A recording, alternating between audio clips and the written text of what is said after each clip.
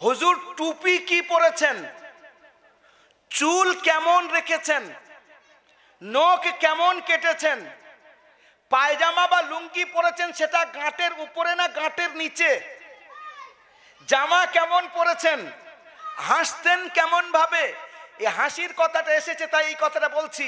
জারির বিন আব্দুল্লাহ দেখতে অতীব সুন্দর সাহাবী ছিলেন, সাহাবাদের মধ্যে সবচেয়ে সুন্দর দেখতে ছিলেন জারির বিন আব্দুল্লাহ, তাই তাকে বলা হতো ইউসুফু হাযিহিল উম্মাহ, এই উম্মতের ইউসুফ। উনি বলছেন মা রাআনি রাসূলুল্লাহ সাল্লাল্লাহু আলাইহি ওয়াসাল্লাম ইল্লা তাবাসসামা, আল্লাহ রসুল যখনই আমাকে দেখেছেন তখন হেসেছেন। হাসার পদ্ধতি কি ছিল? 3 ধরনের হাসি আমরা হাসতে পারি। যে কিতাবটা লেখা হচ্ছে সেটা আজ থেকে 1200 বছর আগের, আর তার মধ্যে যে হাদিস আনা হচ্ছে সেটা 1500 বছর আগের।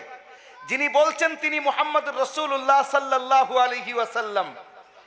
যে তখনকার যুগে হুজুর বলে যাচ্ছেন যে আমরা এনভায়রনমেন্টকে, আমরা আবহাওয়াকে, আমাদের পরিবেশকে সুন্দর রাখার জন্য কি কি পন্থা অবলম্বন করতে পারি, তার মধ্যে থেকে একটা বৃক্ষরোপণ, এবং সেটাও হাদিসের মধ্যে আমরা পাচ্ছি। যে কথাটা আমি আপনাদের সামনে বলতে চাচ্ছি, যে ধর্মে আমরা দীক্ষিত, যে ধর্ম আল্লাহ পাক আমাদেরকে দান করেছেন, there is nothing impossible in this world. You can't find any kind of problem but you can find is solution in Islam. পৃথিবীর মধ্যে এমন কোনো সমস্যা নেই যার সমাধান আপনি ইসলামের মধ্যে পাবেন না। এইটাকে সামনে রেখে আমি একটা দুটো কথা আপনাদের সামনে এই অল্প সময়ের মধ্যে যতটুকু আল্লাহ পাক তৌফিক দেবেন বলবো। কোরআনে কারীমের মধ্যে আল্লাহ সুবহানাহু ওয়া তাআলা একটা সূরা অবতীর্ণ করেছেন, সূরার নাম হলো সূরায়ে বনী ইসরাঈল।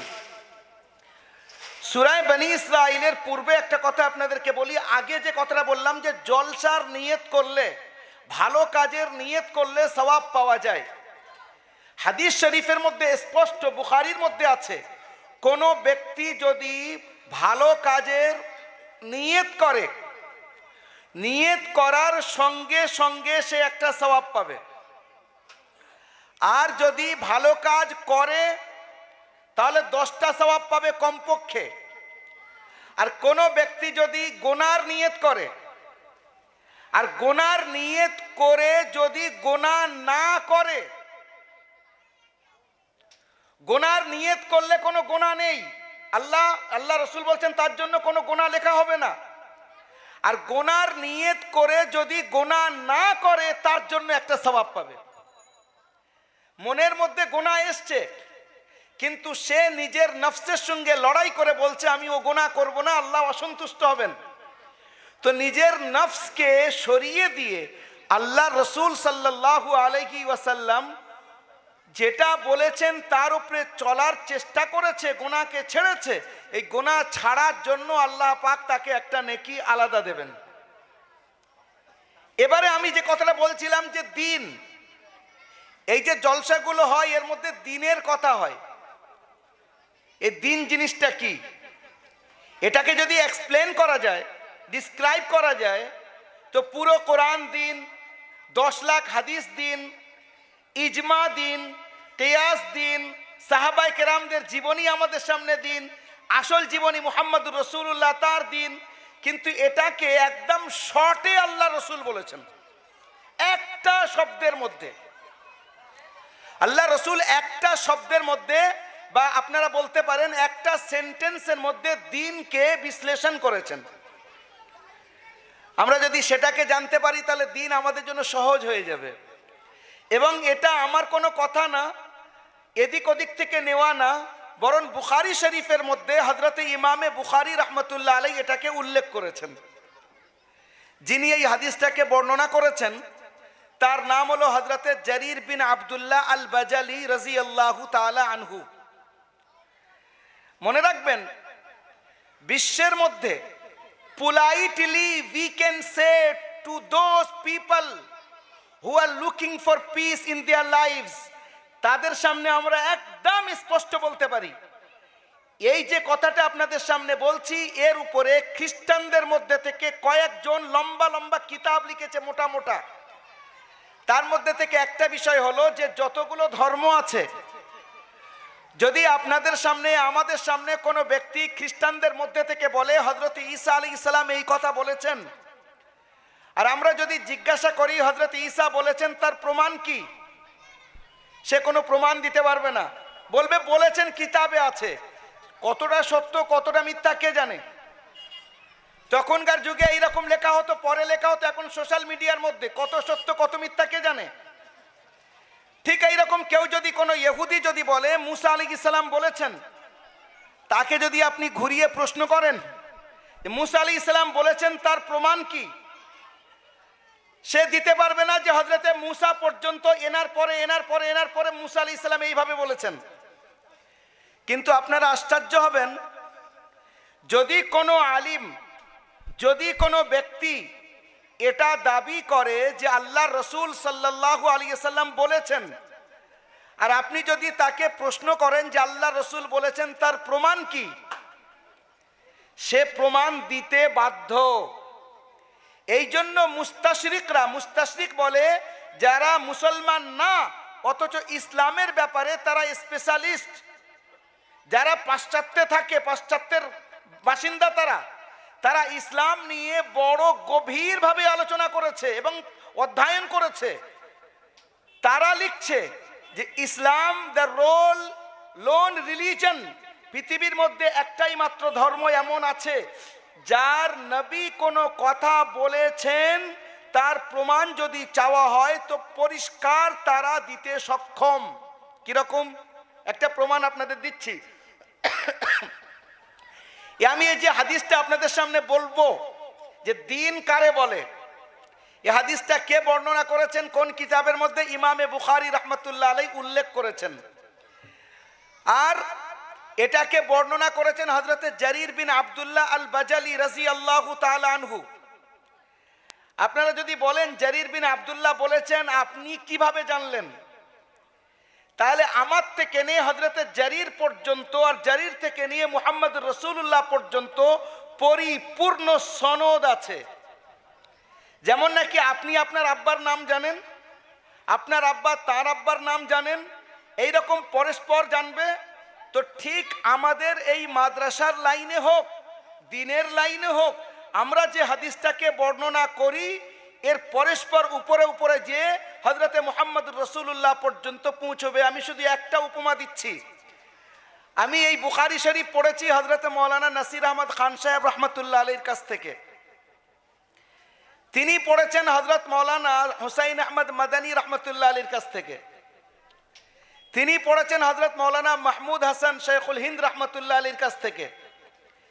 তিনি পড়েছেন হযরত মাওলানা কাসেম নানতভী রাহমাতুল্লাহ আলাইহির কাছ থেকে। তিনি পড়েছেন হযরত মাওলানা আপনার শাহ মুহাম্মদ ইয়াকুব সাহেব রাহমাতুল্লাহ আলাইহির কাছ থেকে। আর তিনি পড়েছেন হযরত শাহ মুহাম্মদ ইসহাক সাহেব রাহমাতুল্লাহ আলাইহির কাছ থেকে। তিনি পড়েছেন শাহ আব্দুল আজিজ মুহাদ্দিস দেহলভী রাহমাতুল্লাহ আলাইহির কাছ থেকে। আর তিনি পড়েছেন হযরত শাহ ওলিউল্লাহ মুহাদ্দিস দেহলভী রাহমাতুল্লাহ আলাইহির কাছ থেকে। তিনি পড়েছেন শেখ আবু তাহির আল মাদানীর কাছ থেকে। আর এর পর থেকে তিরমিজি শরীফের মধ্যে একদম নাম ধরে আছে, তারপর থেকে ইমামে তিরমিজি পড়েছেন ইমামে বুখারীর কাছ থেকে। ইমামে বুখারী পড়েছেন মক্কি ইবনে ইব্রাহিমের কাছ থেকে। মক্কি ইবনে ইব্রাহিম পড়েছেন হযরতে ইমামে আবু হানিফার কাছ থেকে।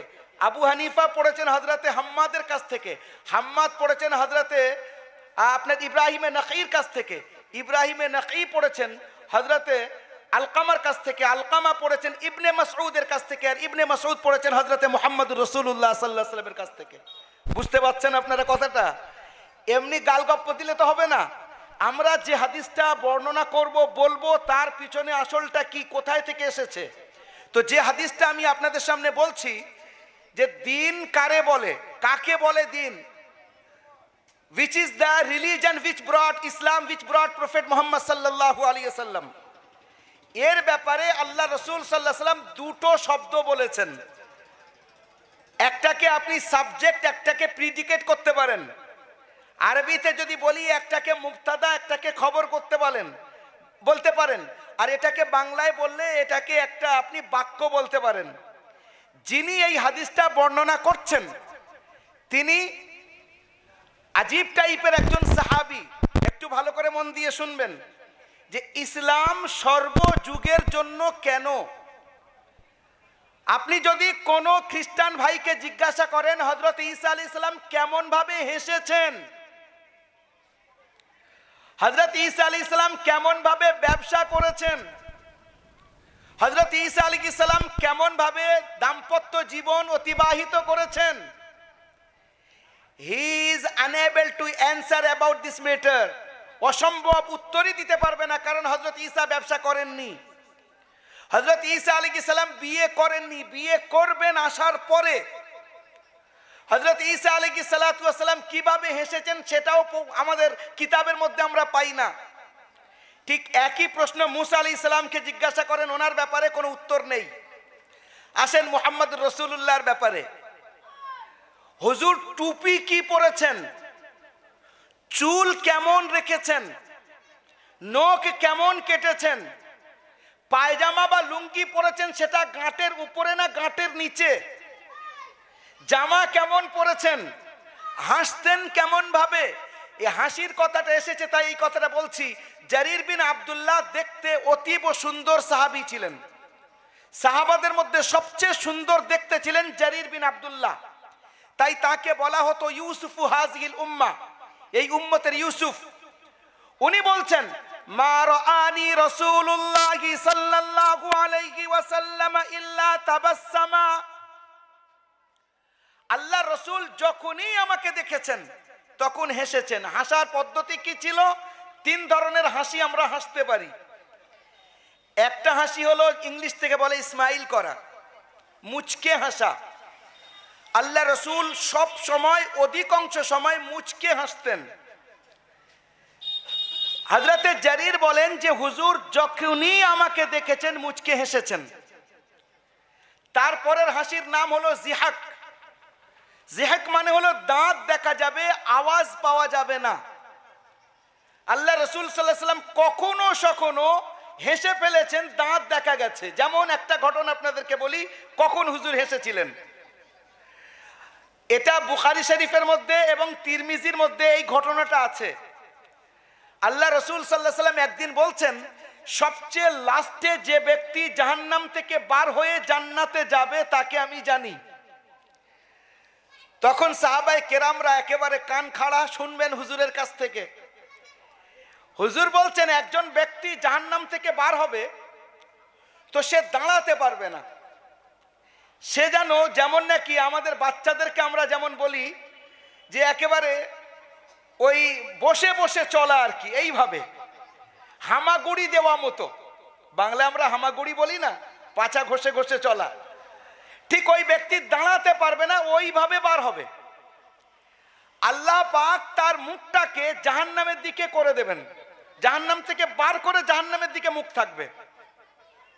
ও এখন জাহান্নামের দিকে দেখবে, আর জাহান্নামের আগুন আর ওর কষ্ট ও তো অনুভব করে এসেছে, থেকে এসেছে।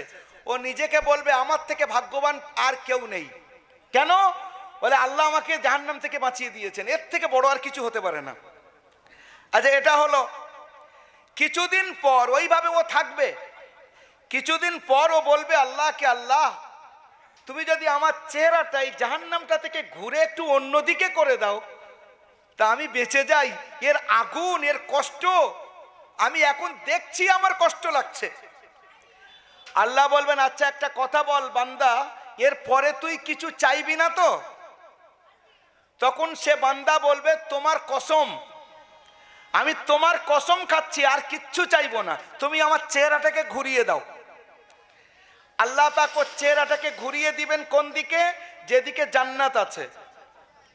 জান্নাত একটু দূরে, ও একটু দূরে বসে বসে জান্নাতের দিকে দেখবে। আর ও এপার থেকে কিছু কিছু জান্নাতের সিন, তার ভিতরে কি হচ্ছে কিছু কিছু বুঝতে পারবে।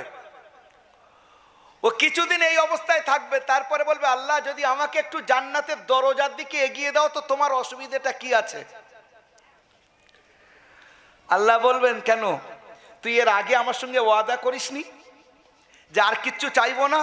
বলে আল্লাহ লা তাজআলনি মিন আশকা খালকিক, আল্লাহ আমাকে একেবারে হতভাগা বানাইও না, একটু এগিয়ে দাও না, তোমার তো কোনো কমবে না। তো আল্লাহ বলবেন আচ্ছা একটা কথা বল, এর পরে তো আর কিছু চাইবি না? বলছে একদম তোমার কসম, যা বলো আমি কসম দিতে রাজি, আর কিচ্ছু চাইবো না, একটু এগিয়ে দাও। ওকে আরো একটু এগিয়ে দেওয়া হবে জান্নাতের দরজার কাছে। জান্নাতের দরজার কাছে যখন ও যাবে, ও তো ভিতরের পরিপূর্ণ পরিস্থিতিও দেখতে পাবে। সেখানকার ঝর্ণা, সুন্দর গাছ, আর যা হতে পারে জান্নাতের ব্যাপারে কি বলা যাবে। ওর একটা ইট হবে সোনার, একটা হবে রূপার, আর মধ্যিখানে যেটা মশলা হবে, সিমেন্ট যেটা হবে, সেটা কিসের হবে? মশলা যেটা হবে সেটা জাফরানের, আবার নিচেও হবে জাফরান, জাফরান যেটা আমরা বলি। আর তার সঙ্গে সঙ্গে এমনি পাথর হিসেবে পড়ে থাকবে সেটা মণি মুক্তা আর হীরা জওহারাত, এইসব থাকবে। আর যা চলবে ও দেখতে থাকবে। খানিক দিন পরে আল্লাহকে বলবে, আল্লাহ আমাকে একটু জান্নাতে জায়গা দাও না। আল্লাহ বলবেন, ওরে আদমের বেটা, তোর জীবের ঠিক নেই, একদম ঠিক এই কথা। তুই এই পর্যন্ত দুবার ওয়াদা করলি, দুবার ওয়াদা খেলাফি করলি, তিনবার বলছিস, তুই কসম খেয়েছিস না। বলে আল্লাহ আমাকে একটুকুনি জায়গা দাও, আর কিছু বলবো না। আল্লাহ বলবেন ঠিক আছে তুই যা, জান্নাতে যা।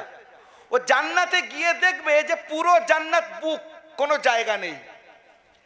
আল্লাহ পাক একটা মুডে থাকবেন। মুড মতলব কুল্লা ইয়াউমিন হুয়া ফি শান। আল্লাহ এক এক দিন এক এক রকম পরিস্থিতির মধ্যে। কিয়ামতের দিন যখন পুরো পৃথিবীকে যখন শেষ করবেন, আসমানকে নিজের হাতে ধরবেন আর এইরকম ধাক্কা দেবেন, একদম শেষ করে দেবেন। জমিনকে শেষ করবেন, সূর্য শেষ হবে। ইযা সামাউন ফাতারাত ওয়া ইযাল কাওয়াকিবুন তাসারাত ওয়া ইযাল বিহারু ফুজ্জিরাত ওয়া ইযাল কুবুরু বু'থিরাত। সূর্য শেষ, চন্দ্র শেষ, নক্ষত্র শেষ, পৃথিবীর সব শেষ। আল্লাহ তখন বলবেন যে আর কে কে বেঁচে আছে? হযরতে জিবরাইল, আজরাইল, মিকাইল, ইসরাফিল আর হামালাতুল আরশ, 8 জন ফেরেশতা যারা আল্লাহর আরশ তুলে রেখেছে, তারা বেঁচে আছে। আল্লাহ বলবেন এই আরশওয়ালারা মরো, আরশের যে 8 জন ফেরেশতা তোমরা মরো, তারা মরে যাবে। এবার আল্লাহ পাক জিবরাইলকে বলবেন তুমিও মরো, জিবরাইলও শেষ। মিকাইল মরো, শেষ। ইসরাফিল শেষ। ইসরাফিলের হাতে যে সুরটা থাকবে সোজা আল্লাহর আরশে গিয়ে লেগে যাবে। এইবারে আল্লাহ আজরাইলকে জিজ্ঞাসা করবেন আর কে বাকি আছে, আর কে বাকি আছে? তখন আজরাইল ঠকঠক করে কাঁপবেন আর বলবেন ইয়া আল্লাহ, আমি ছাড়া তোমার মখলুক আরশের নিচে আর কেউ বেঁচে নেই। আল্লাহ তখন বলবেন মউত ফাকাদ কাতাবতুল মাউত আলা মান তাহতা আরশি। তুইও মর, আমি যে আমার আরশের নিচে আছে সবার উপরে আমি মৃত্যু লিখে দিয়েছি। আজরাইল এমন চিৎকার করবেন, তখন যদি কেউ বেঁচে থাকতো তার চিৎকার শুনে তারাও মরে যেত। এরপর এটা হলো আল্লাহ সুবহানাহু ওয়া তাআলা। তারপর তিনি তার মতো তিনি আওয়াজ দেবেন, আরে কোথায় সে অমুক ফিরাউন, হামান, কারুন, সাদ্দাদ, আর এখনকার ফিরাউনদের নাম ধরেন, হ্যাঁ, বিনিয়ামিন নেতানিয়াহু আর যারা যারা আছে, বলে কোথায় তারা? তাদের কোনো খবর নেই। তখন আল্লাহ বলবেন লিমানিল মুলকুল ইয়াউম লিল্লাহিল ওয়াহিদিল কাহ্হার। আমি হলাম এক আল্লাহ, আমার সঙ্গে কারোর শরীক নাই। আল্লাহ তখন এলান করবেন এইভাবে। এটা আল্লাহর একটা রূপ। আর একটা রূপ দেখেন, ওই বান্দা জান্নাতে যাবে, মনে আছে তো ঘটনাটা?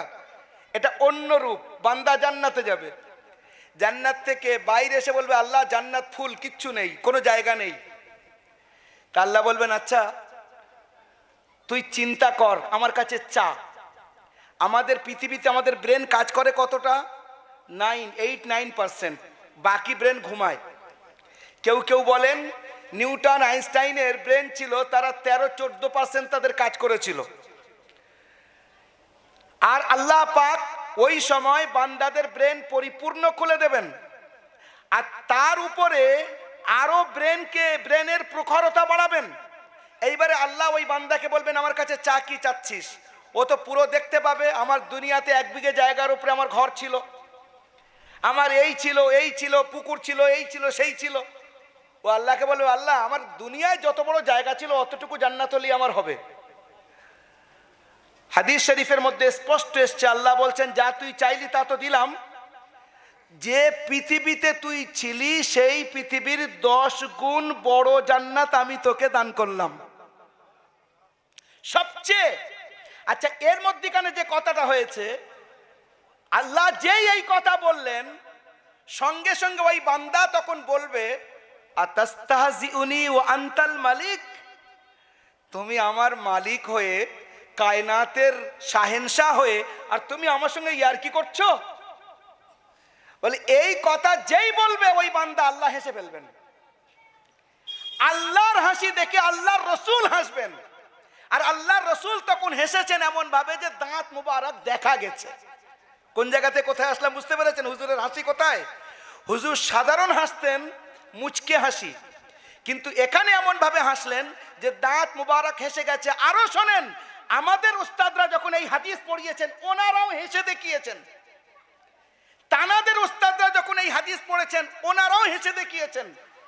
এইভাবে এটাকে বলা হয় হাদিসুজ যিহক বিল মুসালসালাত, অর্থাৎ উস্তাদ তার উস্তাদ থেকে নিয়ে মুহাম্মদুর রাসূলুল্লাহ, আর শুধু মুহাম্মদুর রাসূলুল্লাহ না, আল্লাহ পর্যন্ত হাসি চলেছে, এমন একটা হাদিস যার মধ্যে হাসির প্রমাণ।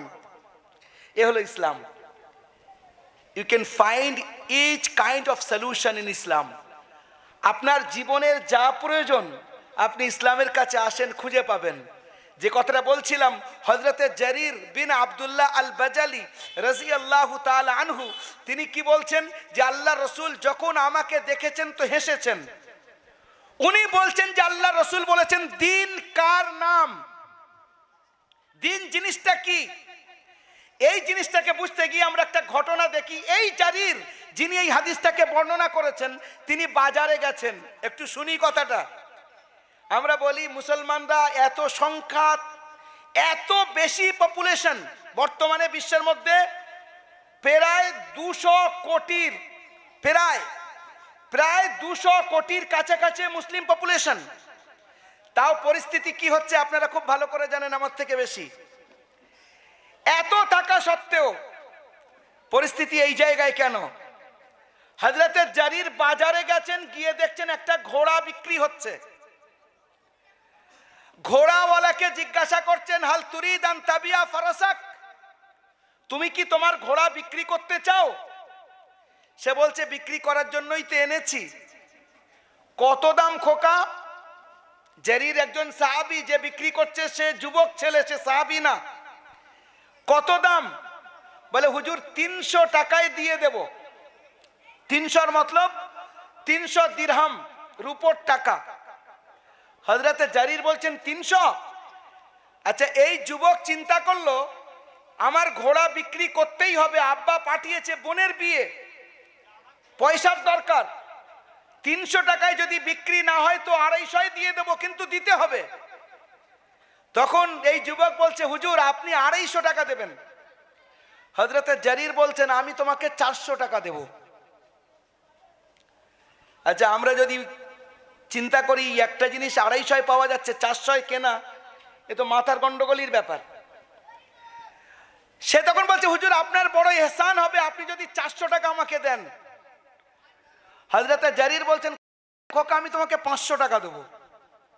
এইবারে সন্দেহ হচ্ছে যে হযরতে জারির আসলে নেবেন না আর কি করছেন। বলছে হুজুর আপনি নেওয়ার উদ্দেশ্যে বলছেন না, আপনি আর কি করছেন আমার সঙ্গে? বলে খোকা তোমাকে 600 টাকা দেবো। বলে হুজুর আপনি মাফ করবেন, আপনি আল্লাহ রসুলের সাহাবী, আপনার সঙ্গে বিয়াদবি করার ক্ষমতা আমার নেই, করতেও পারবো না, কল্পনার বাইরে। হুজুর আমি গরিব মানুষ, বিক্রি করতেই হবে। হযরতে জারির বলছেন আমি তোমাকে 700 টাকা দিচ্ছি। নিজের গোলামকে বলেন এই গুণে 700 টাকা একে দাও।